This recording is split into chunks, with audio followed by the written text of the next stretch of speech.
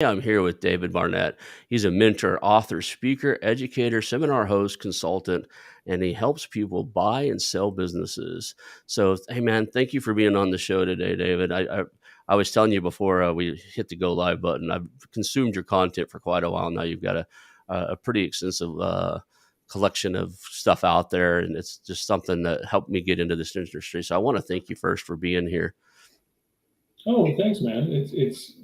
I've been putting that stuff out for a really long time. I think I started my YouTube channel back in 2014, and the whole point and purpose of the channel really is just to spread information to help people avoid getting into trouble with bad deals. I seen you got quite a few books out there. One that caught my eye is we'll talk about this a little bit later in the show, but the 21 stupid things people do when they're trying to buy a business. So I'd like to hear a few of those when we get into it. But let's just start off kind of, like I always joke around and tell people, like, well, you were born and you wandered around the earth and somehow you ended up on my show. Could you fill out the gap in between? So, what is your origin story? How did you get into this space? It's a great story. I think that most people are supposed to have some kinds of like tragic story about how they ended up, down in the dirt, and then they recovered and they've got a secret to share with everyone. And my story is that I was born to a young unwed mother, and then I got adopted. So that's how I solved my problem at a very young age. But as I grew up in my adopted family, which was really an idyllic and perfect childhood, really, I it was never a secret that I was adopted. I began to realize just how different I was from my adopted parents. And so my dad, who raised me, was an electrical engineer and had an engineer's mind and was always trying to figure out problems and how to fix things, and very quiet, kind of person. And my mom was a very stereotypical homemaker type of mom who would spend her time on, at the house and made lunch for us every day when I was in school. I'd come home for lunch, kind of thing. And so it really was a great environment. But more and more, I would see problems in the world and want to figure out how I could do things better and make money at it. And I remember my first real hero icon was on that TV show. Remember Michael P. Keating? Was that his name? The young kid who was the capitalist there on that sitcom. I forget the name of the sitcom. But I realized, yeah, I'm all about business. I want to be in business. And so when I finished university or finished high school, I went to university and I studied business, believing that getting a business degree would turn me into a businessman. And I was in there for about 3 years before I realized that what they really do there is they turn people into what I now call Fortune 500 bureaucrats, which are these middle management people in these big companies. You start sitting through these classes where you're learning about case studies about whether or not GE should enter this, foreign market, and you realize, wow, this has really got nothing to do with what I'm interested in, which are all these businesses I see when I'm driving through, a city, like the street level businesses, the tire service guy, and the hair salon, or the company that makes something, a small factory or whatever. And so my real education, and while I was a kid, I had all these little, childhood businesses, cleaning snow off people's driveways and delivering newspapers and things like that. But when I finished university, I had a real opportunity, and that was I went into sales with a Yellow Pages publisher. And this was a huge eye opener because I actually got to sit down with and talk with the owners and managers of all of those businesses I just mentioned, the real world businesses that you run into every day. And this was at the end of the 90s. And so Google was around, but if you typed plumber into Google, no matter where you were in the world, you get a plumber in California because they hadn't figured out how to localize search yet. And so those yellow pages were really important for those local businesses because if you came home and there was a leaking pipe, you had to grab that book to find a plumber, not in California, but someone who could come over and fix your problem right away. And so that was where I really developed sort of a wide level of, that mile wide, inch deep kind of expertise into all of these different kinds of businesses and learning what kinds of customers they wanted, and then I learned how I could help them get those customers, either through Yellow Pages or through doing other stuff. And this there are all kinds of neat lessons I learned in those days, about sales, about presentations, about empathy and understanding other people's points of view, and what they want to get out of the transaction. And it was really interesting because I had some very good mentorship and leadership in my years with the Yellow Pages. I was there for 7 years ultimately. And one of the things that I learned is that you don't go looking for a customer today, you want a customer for a decade.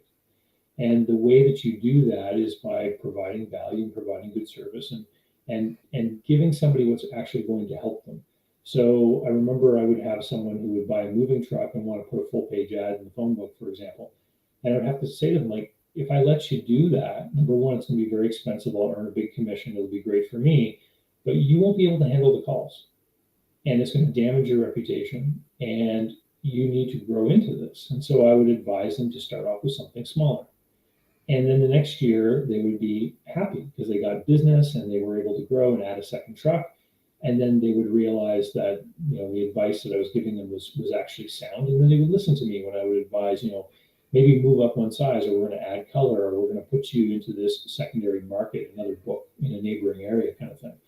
And so it was a great experience. I knew, though, that the days of the Yellow Pages were limited. Google was learning quickly how to fix the problems to become what it is today. And so I left Yellow Pages, and I started a business with a partner, and we grew that business for about 2 years before I realized that my heart wasn't in it. And that's when I took a program to learn how to be a business finance consultant. And I started to help businesses grow through getting financing. So I was brokering equipment loans and leases. I was brokering factoring facilities, which is the sale of accounts receivable, helping people get bank loans, lines of credit, that kind of thing. And that's where I started to meet people who were looking for money to buy existing businesses. And I very quickly realized that that market was underserved. I was meeting people who had these deals put together that were not put together very well by people who didn't really know what they were doing. People like real estate agents, and sometimes even accountants or attorneys who had no experience in putting these kinds of deals together. And I saw people losing their deposits. I saw people buying businesses without any concern or understanding of operating capital requirements.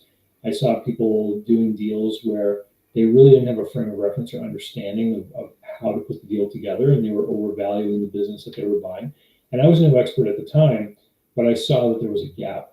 And so when the financial crisis hit in 2008, 2009, I had a big problem in my financing business.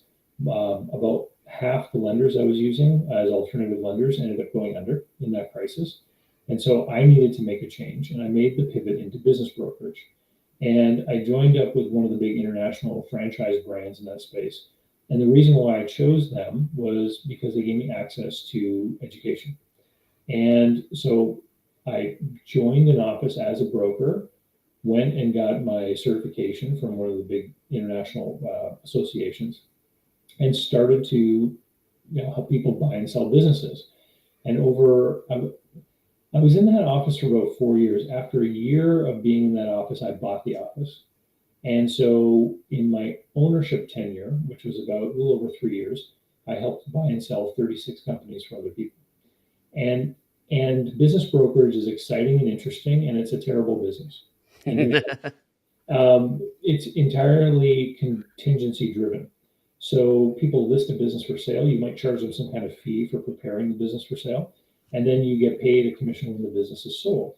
And sometimes it can take years to sell a business, and you can spend a year working on a deal only to have it fall apart because of things entirely outside of your control or even that of the buyer and seller.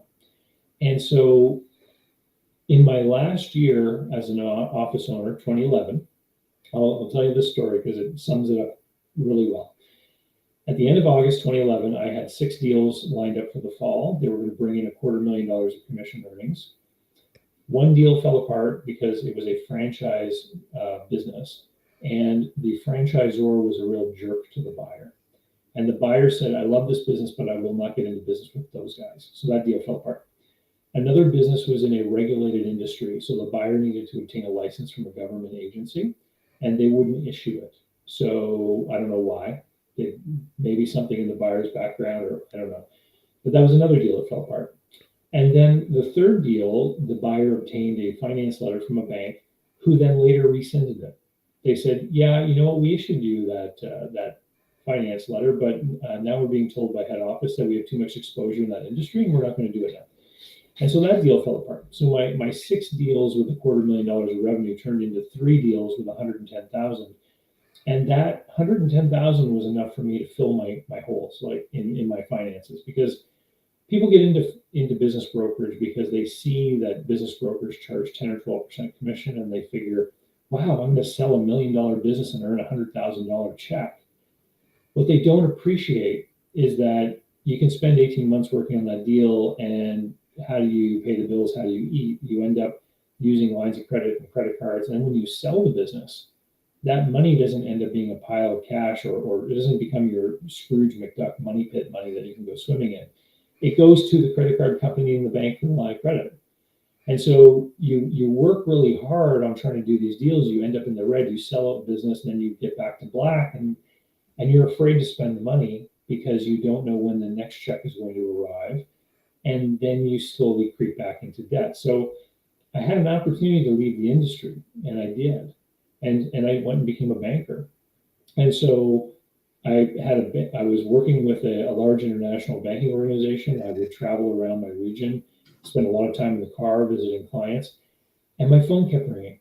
And they were people who got my name from people I had done business with in the business brokerage world. And they would say, Dave, I'm trying to do this deal. I need your help. Or I talked with my lawyer and he told me what to get out of the negotiation, but he's not really able to help me kind of navigate the negotiation, things like this. And I would just tell these people, no, I don't do that anymore. No, I don't do that anymore. Then one day I got a call from a guy named Bob who had been a client as a buyer in my brokerage. And he had found a new business that he wanted to buy. And he's like, I don't know how to look at this. I don't know what I'm supposed to be doing. I need someone to guide me through this. And I said, Bob, I've got a full-time job now. I'm a banker. I could help you, but I'm not a broker anymore. I'd have to charge you as though I was a consultant of some kind, maybe an hourly rate. And it's got to be after hours because I'm working for the bank. And he said, great, where do you live? I'll come over Saturday morning. And that was the beginning of this little side hustle in consulting to help people buy and sell businesses. And it was different from brokerage because I was now no longer tied to the outcome of the deal. My compensation didn't come from the fact that someone did a deal. And so it was over the course of the next 2 years, I started to build up this little side hustle. That's when I started to say, you know what, I could use some of my knowledge in other ways. That's when I wrote my first couple of books they're on Amazon today. And I started the YouTube channel around 2014, mostly to promote the books that I've written. And then the bank wanted to reorganize. And I realized, oh, they're probably going to be offering packages. And by this time, the side hustle had grown into 5 figures of income every year. And I realized, hey, I could actually turn this into a full-time business again, but a very different business, one that's not related to getting the deals done, one that's simply me offering my expertise and guidance to people, helping them go through this journey. And that's what I did. So the bank did offer me a package. I ended up on a continuance, which is simply they kept me on payroll and benefits for a few months while I went and found another job. But instead, I used the time to build this business.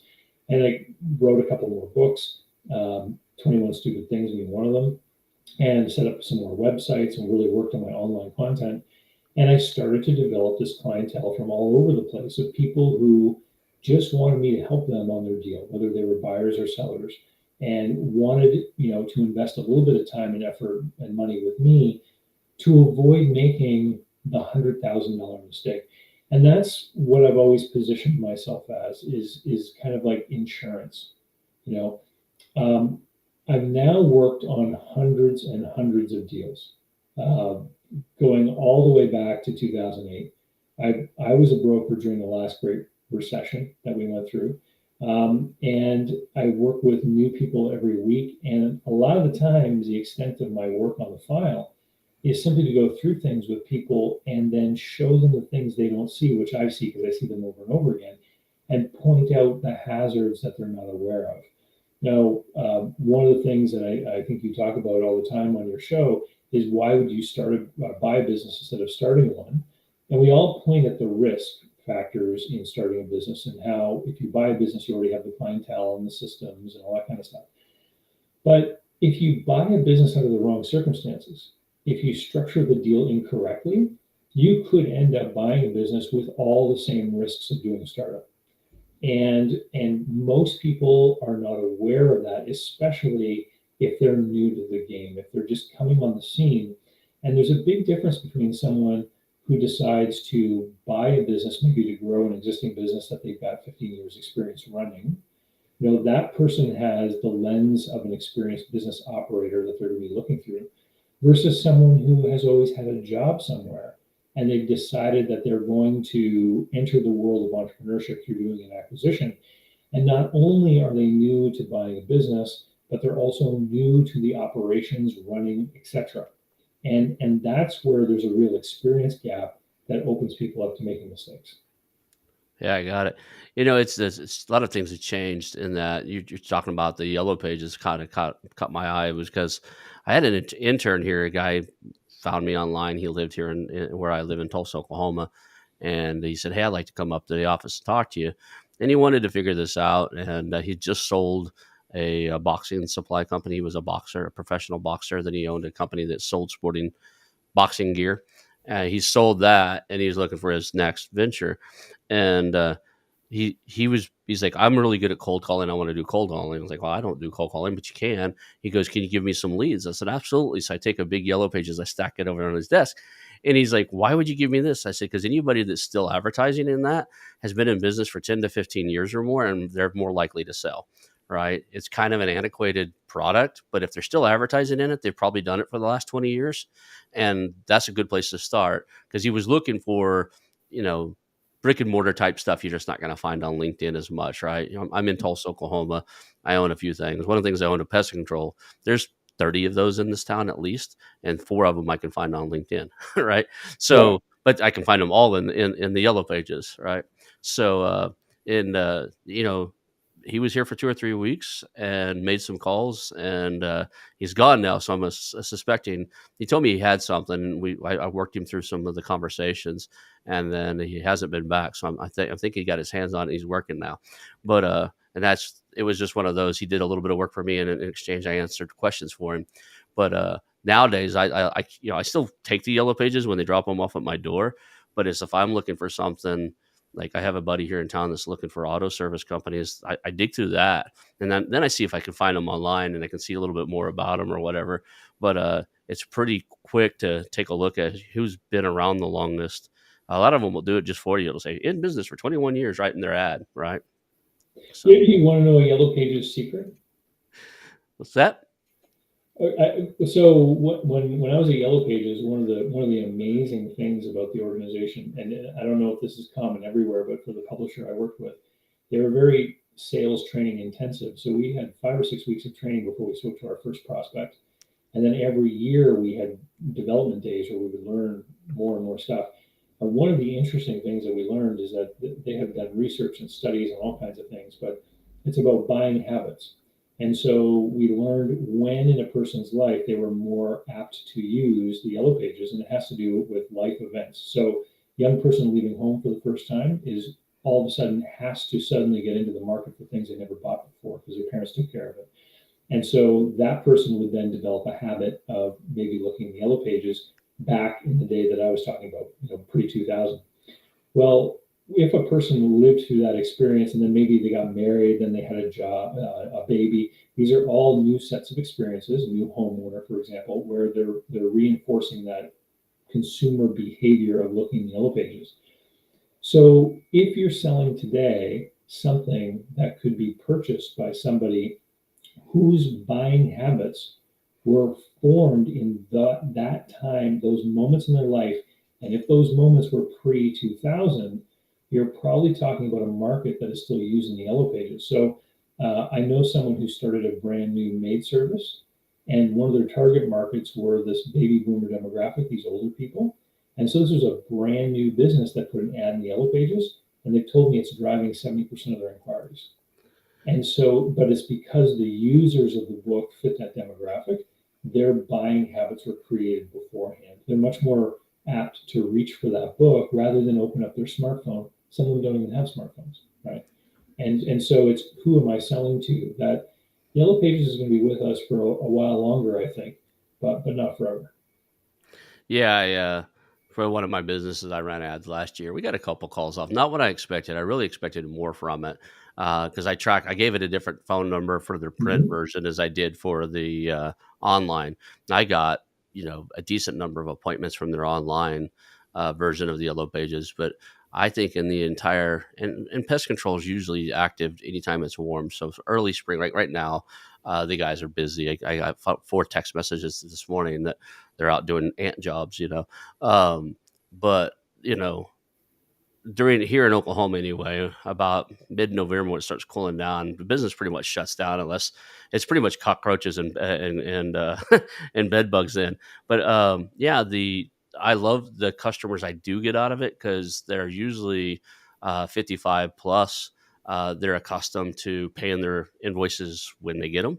Yeah. And my younger millennials are like, "Oh, just send it to me via email." Then I have to there's a tag game that gets played of getting that done, right? So, oh, I didn't see it. Like, yeah, you did. I got a little tracker and I could see you open the email, right? So you can't say that to them, but yeah. So yeah, it is different. If you've got, I think if you, I think it's still valid, especially for very particular industries too. Um, uh, it needs like if I was a real estate agent for certainly, right? Especially if I cater to the higher end markets, because here in Tulsa, like this number is going to sound low, so I told everybody where I live. I don't know if I've ever said that on the show. I'm in Tulsa, Oklahoma, and because I'm about to tell you that I can get a decent house here for 250 to 300K. Yeah. Where I'm about to move in 2 weeks from now, I'm moving to Sonoma Valley, California. I can't get a shack for that there, right? Like you couldn't get a condo there for 250, 300K. Um, but if you're going above that here in Tulsa, it's chances are most likely you're either a doctor, a lawyer, or you're 55 plus and you're fairly established. So if I was a realtor and I wanted to target that crowd, that demographic, absolutely would have a big, huge display in there.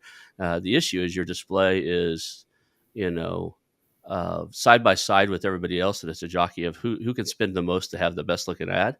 To whereas on like I guess it's the same if you think about it. Like technically, it's the same on Google or anything like that because you're It's either like gonna paying for search terms, using right. AdSense or one of those, the Google keyword. I forget You're what that's called. you're either jockeying through for position like you would inside of the print media is like you paying for ads and trying to get a better spot, right? And then online you're doing paid ads and like paying SEO people to try to get a better spot. So I guess the method of doing it's changed, but the necessity of just being right there beside and buried within everybody else is still there. So let's jump in a little bit about. I just keep catching in mind this 20 because I'm out looking for buying businesses. I've taken a few courses from different people, but when I see something that says 21 stupid things people do when they're trying to buy a business, I want to make sure I'm not doing some stupid things. So, give us some of those. What are some of the stupid things we do when we're out there looking for businesses? Well, one of the things, like if you're out there looking for businesses to buy, then you might end up on one of these websites where businesses are advertised for sale. Right. And you might end up talking with a broker, for example. And so, one of the things that is in there is confusing what's called seller's discretionary earnings with money in your pocket. Because when you start to get out there in this world, this SDE number, or there are other terms that mean essentially the same thing. It's the amount of money available to an owner operator that works full time in the business.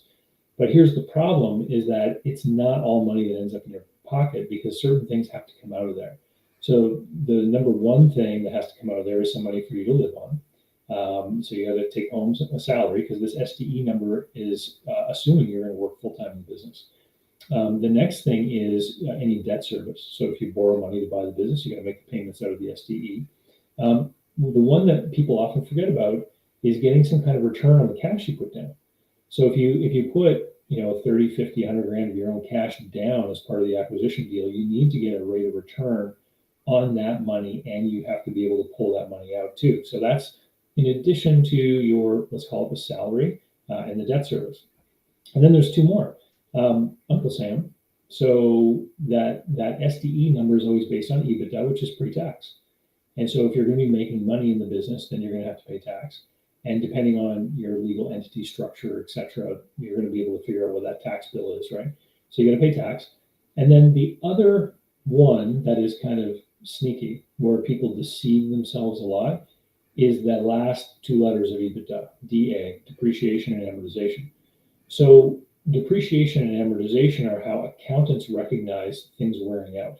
So if you buy a truck, it's a lot of money. It's not an expense in the year that you buy it. You depreciate it over time. And this ends up being called depreciation or amortization, depending on what it is. Now, under the tax code, the government lets you do accelerated depreciation. And it's an incentive to get the economy humming. And so, because of that, what you find in someone's statements being the depreciation often doesn't relate in any way to the actual wearing out of stuff. But what the point I want to get across is, out of that SDE number, you have to create an allowance for replacing things. Whether that's the idea that you're going to outright buy something every couple of years, or you're going to take a payment out to maybe make a lease payment on something new, a new delivery truck for a business. It really depends on the type of business, and people will get into trouble looking at the SDE when they start to look at capital intensive businesses. So people will see a business that has a lot of big equipment, trucks, buses, what have you. They'll look at the SDE number, they'll offer a multiple of SDE and think that they're getting a good deal, and then they need to like replace one of those big pieces of equipment and very quickly realize this comes out of the SDE number. So it's not true cash flow. So that's one of the biggest ones.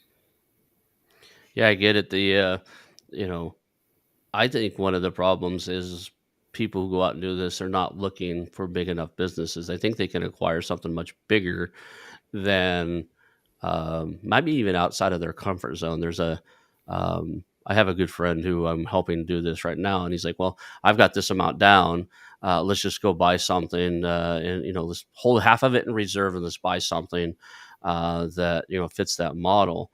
And and I said, well, okay, what kind of income would you like to have? And when he said, about $150,000 a year out of it, I was like, okay, so I'm looking for something with the, EBIT of, 3 to 400. And he's like, why? I said 150. I said, yeah, but you're thinking take home something you could use and live on.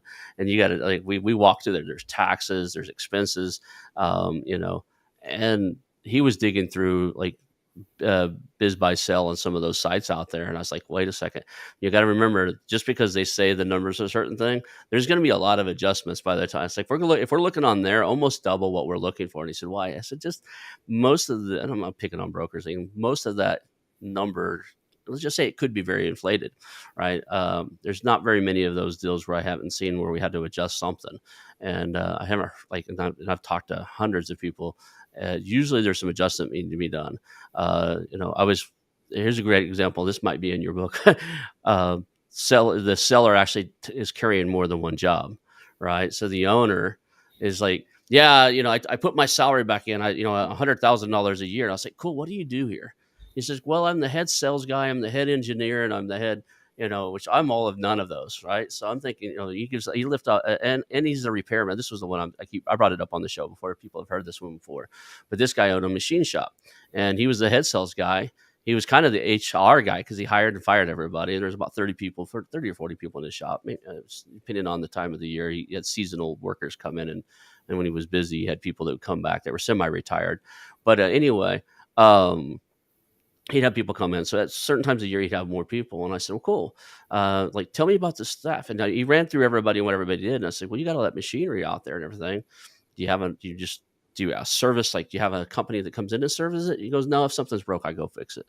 I'm like, okay, I don't know how to fix your machine. Like this, they're making machine. When I say machinery, they're laving metal and stuff, right? That's a machine shop. Yeah, they're And I was like, machine I guy. don't. They know how to fix it. Yeah. Yeah, I was like, well, are you a licensed electrician? Like this, that's three phase, equipment. It's like, no, I've been doing this for 35 years or 40 years or whatever the number was.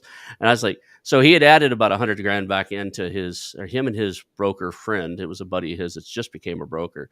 They'd added his salary back in, right? And what they should have done is tripled it, because anybody else that hire goes in there, unless you've running another machine shop for 25 years and you can go fix all that and carry those 3 hats, you're replacing him with 2, maybe 3 people. And that's if you're going to work there full time.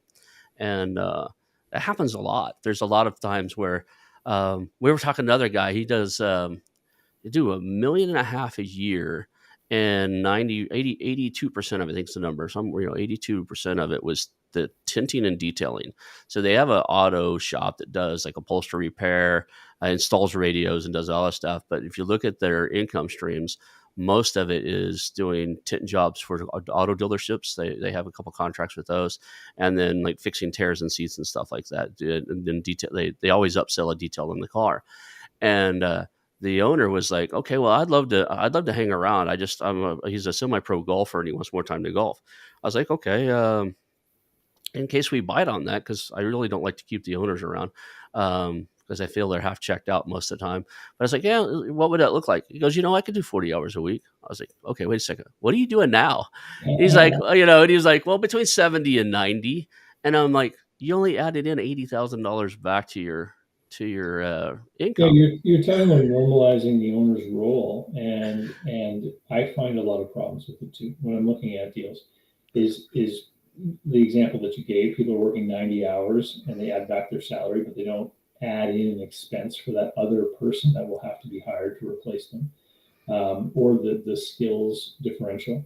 Um, a lot of businesses that are sold or that are up for sale really have a very limited market because they need to be acquired by somebody who has that set of skills. I, People will ask me sometimes, what's the market like for small businesses? And well, back in my brokerage days, I would always tell them it's great, right? Because I was in the business of selling business. Oh, the market's great. But after a while, I realized, you know what? There's no such thing. Like there's a market for four-door used cars, and there's a market for three-bedroom homes in Tulsa, Oklahoma, because you got many of these homes and many buyers, many sellers. Same thing with the cars.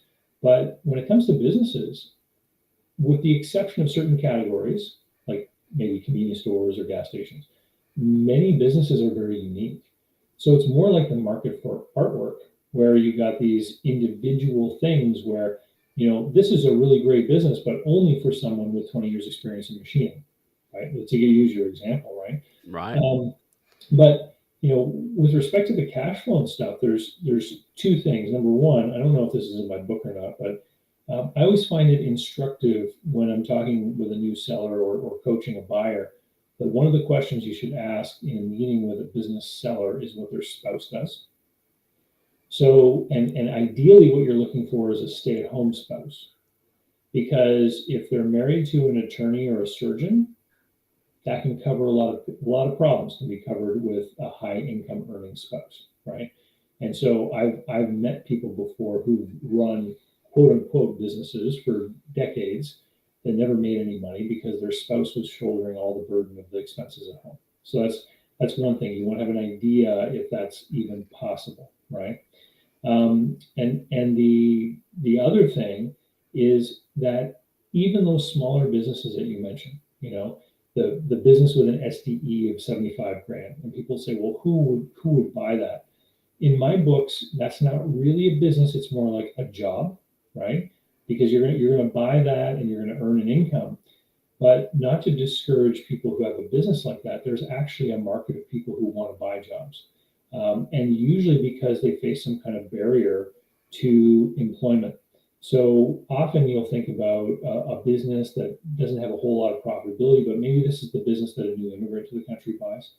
They might have skills or a certain professional expertise, but they can't transfer it into the new country because of some kind of regulation or licensing or something of that nature. And so that person needs to get an income. And so they're going to buy what they can afford, and maybe that's going to be a job. But it can also be somebody who has some other limitation in the labor market. So if you think about somebody who, didn't go to college and they didn't get a degree and they're kind of stuck in a certain level of employment income, that person might also be tempted by that $75,000 STE business because it represents a real opportunity for them to grow their earnings, in a way that nobody can say, no, you can't because you don't have this degree from university or something like that.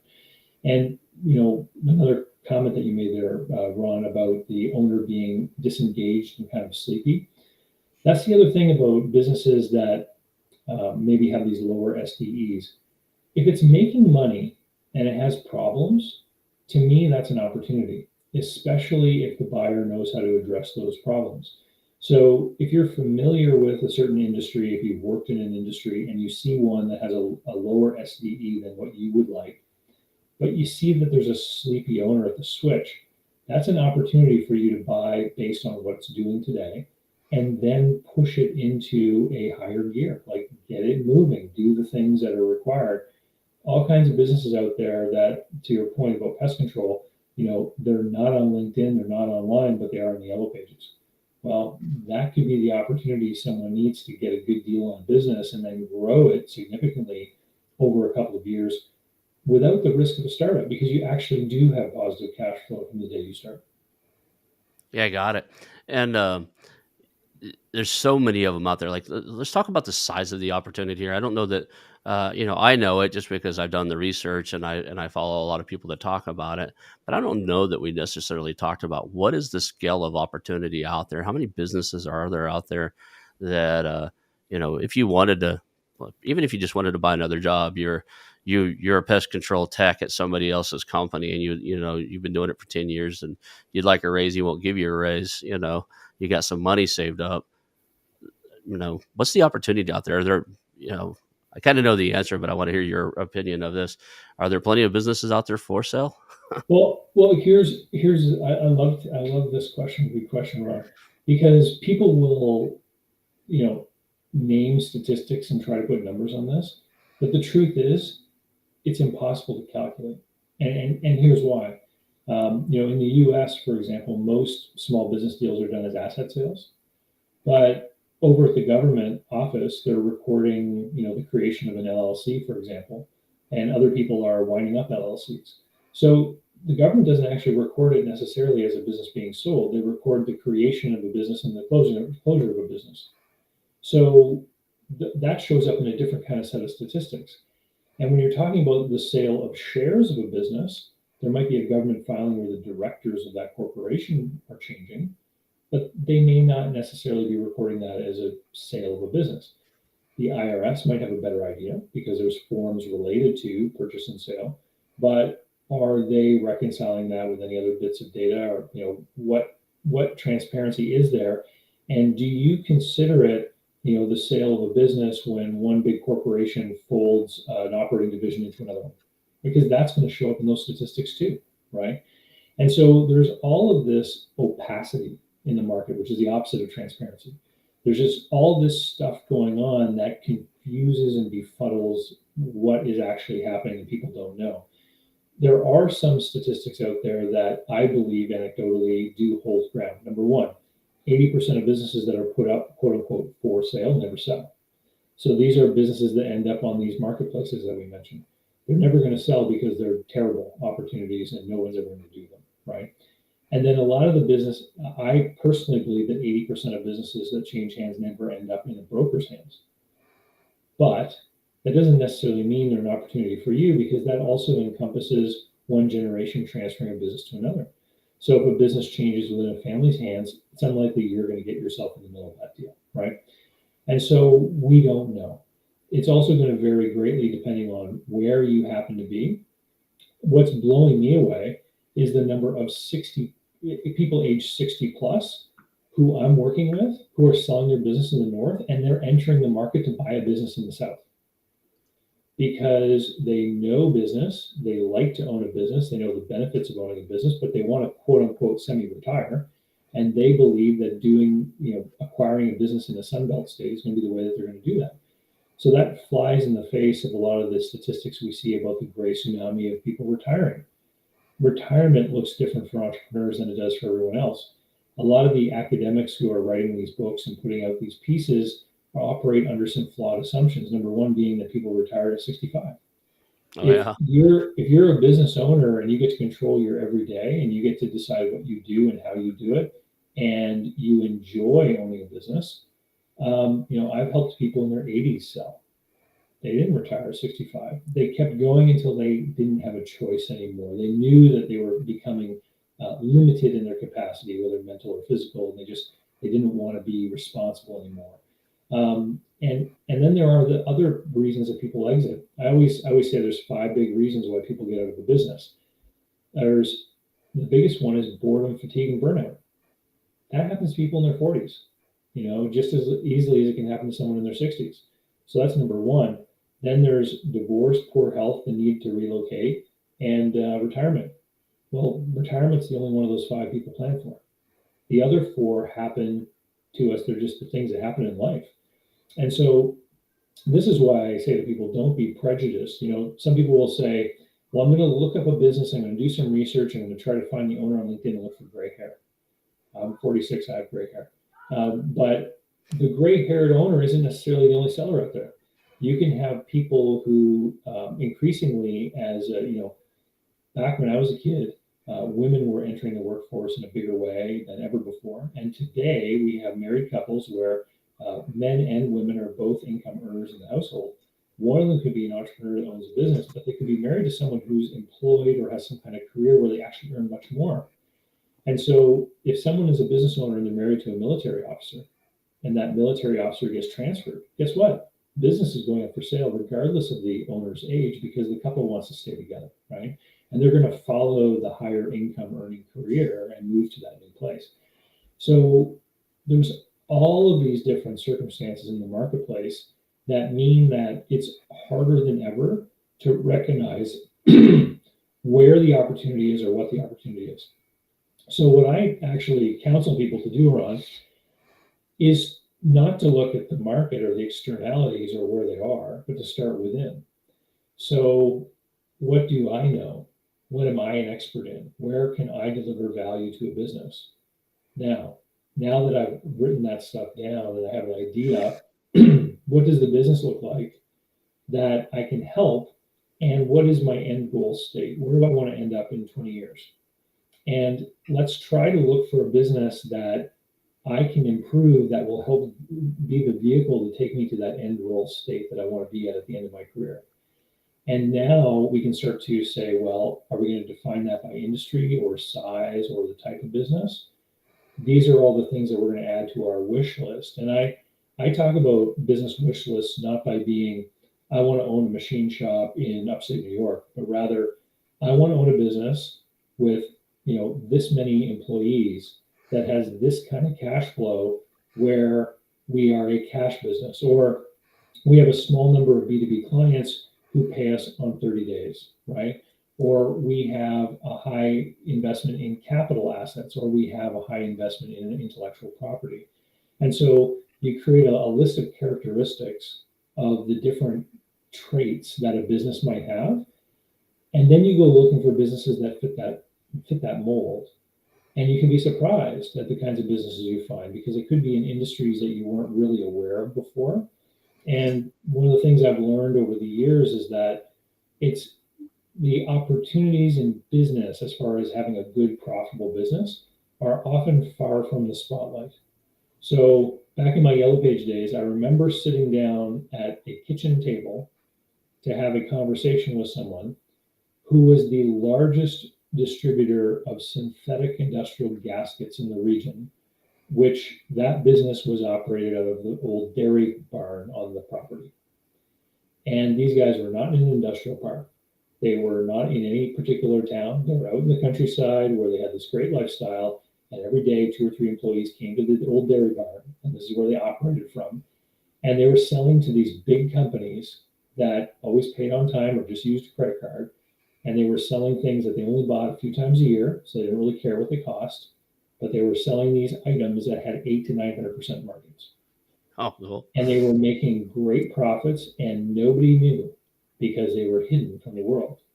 And that's the kind of example that I'm talking about, is that everybody sees the Ford dealer or the McDonald's franchisee because they're big, they do a lot of marketing, everyone's aware. And if you just see just how busy that McDonald's is, pretty soon Burger King's going to open up next door, right? And that high visibility is what invites competition. And so one of the things I've come to learn is that you look for things that aren't necessarily so apparent amongst people in the marketplace. I like that. I stumbled across something like that because I've there's certain I built my criteria kind of like you were talking about. I know I want 10 or more employees. I want the revenue to be over 1 million. Particularly right now, I'm searching for revenue above 5 million, just because for 10 or more employees. And um, I love the recurring revenue model. I love loyalty models where the customers are loyal and the customer, they're a customer for quite a long time. And of all things, I'm intrigued lately, and I'm meeting with somebody hopefully tomorrow. I'm having dental surgery later today. I may cancel my meeting and move it because I may not feel good in the morning. But anyway, he's got a coffee roastery. Now his is cool because his wife's family, has the farm where the beans are grown. They import them. Now he travels around, brings other beans in too, but they have that, and then they roast them. But it's got the recurring revenue, meaning that when people order from him, they're loyal to it. If you think about like there's certain products like coffee, I would say golf, bass fishing, right? If you show somebody something new in that, they want to try it, and if they like it, they're kind of a customer for life. And then if you add on things like coffee and some of the others, or golf, and if you've got a brand of golf ball you like and that you think you do well with it, you'll go to 5 shops to find that if the first two are out, right, or the first 3 or 4 are out. Same way with coffee. You've got a brand you like. My dad, of all things, drank coffee whether it was 30 degrees below outside, which is never here in Oklahoma. It was 10 degrees below outside, and it was 110 outside. He had a cup of black hot coffee in his hand and a thermos out of it in the truck. But it was always that nasty old Folger. So funny thing is, I have a gag reflex to coffee, but I love the smell of it brewing, and I actually am very intrigued with the business, and I'm meeting with people now to do it because it met all these other criteria. And if you'd have told me a year ago, I would be considering buying coffee roasteries that have a subscription model. I'd say, yeah, I don't like coffee, but it doesn't matter that really got to my mind. It meets all the other criteria. It's got recurring revenue. If you get them big enough, they've got, the reason I do 10 or more employees is I don't want to buy another job. I really kind of want somebody else there to be the general manager and be able to run the day-to-day operations. So that kind of kicks in when you have over 10 employees, at least from what I'm finding. So Well, what's you're mentioning a trap there indirectly that I point out to people quite often is that, you said, I wouldn't want to get into coffee because I don't like coffee. Well, the converse of that is actually a trap people get into. People will buy like a franchise restaurant because they like eating there, right? And they'll confuse the product with the business, yeah. and they're very different. And I've seen this with like in particular in the restaurant space where people will enjoy going to a certain place, and so they want to get into it. Or the classic guys who like to go to the sports bar decide they want to own their own sports bar kind of thing, and or steakhouse or whatever it is. It's You really have to look at a business on the merits of it being a business. And there's all kinds of great things about the business you described, like coffee roast. Like if you've got people in subscription where you're shipping out so many bags of coffee every month, and you're going to have so much revenue, well, then you don't have to worry about your overhead. The next question is either how do we get more people on that program, or what else can we sell to the people who already know, love, and trust us? And that could be other products or other things, or maybe it's like, hey, if you really are into the gourmet roasted coffee, maybe you'd like to add a shipment of fresh pasta every month. I don't know, but the hardest thing in business is to get the customer, right? And once the customer is your customer and they know you and they trust you and they like you, it's going to be easier for them to agree to buy other different things from you. And that's how you grow a business. Either sell more to the people that already are your customers, or to find those new customers. And that's where you're fighting, right? That's where you have to convert the Folgers customer over to the gourmet roasted coffee customer. It's interesting. People ask me, like, why don't you just get a business brokerage? And it's like the same reason I didn't do it in real estate is every customer I land, if I do a great job, it's a one time. I got to go find another one, right? Yeah. There's a slight chance if the guy's under 40, he's going to get, if you're selling because they're bored. And I do this when I'm talking about buying it. If I find out somebody's in their 30s or 40s and they're thinking about selling, I do everything I can to build a deeper rapport with them because I know 3 or 4 years from now, if I buy this one or help them, a lot of times people bring stuff to me I don't like, but I always point them to somebody. It's like, you know what, I have this huge audience of people I know. I bet I know somebody that would be interested. So I point them, and that's one of the things I do is like, I may not be your buyer, but I probably know them. So let me take a look, and I'll go through it. And if I like it, we'll make an offer. If I don't, I'll put it through my network. And so I don't. It's more of a referral type of thing than anything. But that one and done thing just doesn't appeal to me. I'm sure it's great for a lot of people, but I want to build something that has great customer service, has a great product, and people are begging to come back. Right? They're wanting to share it with their friends. One of the most brilliant things I've seen in the coffee industry is a guy I was chatting with when I first kind of looked at this.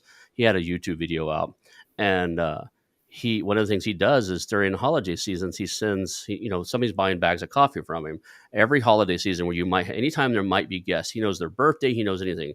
So every time there might be guests coming to that person's house, he sends sample packs to them and with a little letter in there. So he sends them their package and it sends them 3 or 4 samples. Hey, when your friends are over, if they love the coffee you serve, give them this to take home. And on the sample pack, it has a way for them to order more. And he's doing 7.5 million in subscriptions. He won't sell it to me. He's not ready to sell, but he was willing to, chat with me for a little bit and everything. But I think that's brilliant. If you have a product that people love and are willing to share, that's the kind of business I'm looking for right now. And everything's different. The thing that bugs me about business brokerage and even the real estate brokerage is you've got a customer. You did a great job. Sure, they're for other people, but that customer is not probably coming back for, even in real estate, 5-10 years, most likely. In business, maybe never. Maybe in 5 or 10 years when they get bored of the next thing they build. So. Oh, believe me, I ran headlong into that problem with my own brokerage. It was one of the reasons why I decided to get out. Not only the cash flow roller coaster, but just the acquisition cycle. And in business brokerage, you're going through that acquisition cycle on both sides. You're going through that with business owners to get the inventory, and then you're going through it with the business buyers. I think there were, for all the talk people have about roll ups and buying multiple businesses and holding companies and all that kind of stuff, for all those deals I did, there was only one buyer that bought more than one business. And so that's a very tiny subset. So even on the buying side, every time I would have to develop a new buyer. And of course, then you're also sifting through all the people who are excitedly claiming they want to buy a business, who never actually will pull the trigger, the entrepreneurs, we can call them. It's hard to sort through all of those people to actually find the real legit buyer who's willing to actually do a deal. Yeah, so it's tough. I listen. I hear you, and I've got a video on my YouTube channel. My life as a business broker, and it's got a lot of views, like over 100,000 views. And a lot of the comments and feedback I get are from people who've been considering that industry. Who say, yeah, you know what? I was only looking at the upside. I didn't really realize what the day to day was going to be like, and how it would be. A lot of people get into the industry. There are a lot of these sort of senior experienced business brokers who have been very successful in many markets around the world who do good at it, and they're experienced. And they do what a business broker is supposed to do. In my mind, what a business broker is supposed to do is set the expectations of the buyer and seller so that they'll recognize what a reasonable deal is and they'll move forward and do that deal. There's a lot of people who get into business brokerage who don't do a good job at that. And they get into it without having the resources or any other kind of income to support them through those gap periods. One of the reasons why I was able to survive as long as I did as a broker was because I owned income properties. So I was collecting rents from apartments that I owned, and that was able to give me some stability at home. So a lot of people get into it drawn in by those big commission percentages, and you can call them big, 10 or 12% being big. I don't actually, but that's because they're comparing it to real estate agents. But I will draw this analogy. A good business broker, qualified business broker, will do an evaluation on the business to share with the owner what it should be sold for. Then they'll go and find a buyer. And then the last step, which very few brokers do, but the really successful ones do, is that they then work with the buyer to help them with their business plan and their cash flow forecast in order for them to get the financing. So if you want to draw the analogy with real estate, A good qualified business broker is doing the job of the real estate like the appraiser does, and the realtor, and the mortgage broker. And so those are like the three different skill sets that a good broker has to help accomplish the execution of a deal. And when you look at it in that way, you're like, yeah, 10 or 12% does make sense because they're doing all of those different things. So many people hop into business brokerage because they're thinking about that $100,000 check from the $1 million business. And then they get 9, 10, 14, 18 months in without having done a deal. And that's when things get really real. Their savings are gone. They're getting pressure at home from their spouse. They've got bills to pay. They can't put money in their kids' college fund. They're realizing if I'm going to carry on doing this full time during business hours, I'm going to have to get a job, an off-hour job. Like I'm going to have to be working at a call center or delivering pizzas or something like that. And let's face it, for someone who's got the skill set and experience to be a good business broker, they probably have some kind of sales, financial, accounting background. Working full time in a business broker job is then delivering pizzas on Saturday night is not going to satisfy most people self image requirements who fall into that category. And so this is why you get people coming in and out of the industry so much like a revolving door, because they think they have what it takes to make it. They get in there, they realize what it's really like, and you can do nothing wrong and still have every deal fall apart. I gave the examples earlier in the conversation. You've got the buyer and seller both have accountants and attorneys who have input on what's going to happen and can do things to upset the deal. The buyer's got, the bankers, the loan people that could have potentially upset the deal. The sellers of a good profitable business, they actually profit from delay. So if the deal gets delayed 3 months, they get to own a profitable business for 3 months more. So they get to enjoy that. The buyers often have jobs or other businesses. So if a deal is delayed, the buyer is still getting money in some other way. The banker gets a paycheck from the bank. The accountants and attorneys have other clients, so they're still earning money even if the deal gets delayed. If a deal gets delayed, the only person who's really put out is the broker. And in all the deals I've ever worked on, there was only one that closed on the day that was put in the offer. Only one. Every other one got delayed.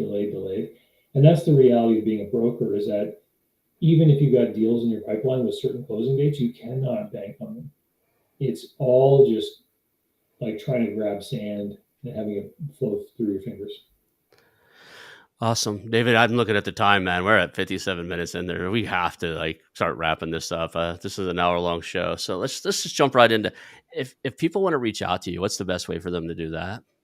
So my blog site is at davidcbarnett.com, and that's kind of like the central location of everything. And you can find easy links there to my YouTube channel, to courses that I offer, books that I have. All my books are on Amazon. I've got courses on buying businesses. I also have a group coaching program for people that want to work more closely with me.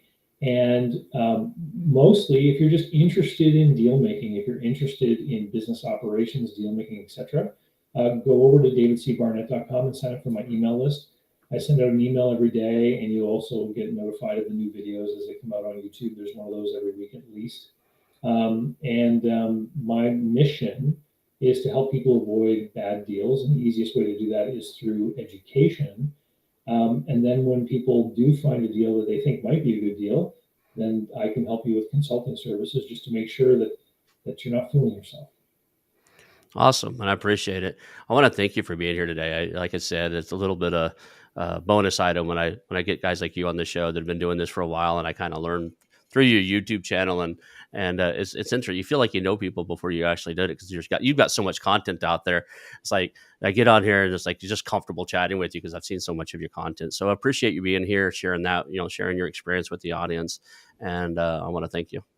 Awesome. Thanks for having me on, Ron. It's been a lot of fun. Awesome. Well, that's the show. Hang out for a second when we're done, and I'm going to end the stream.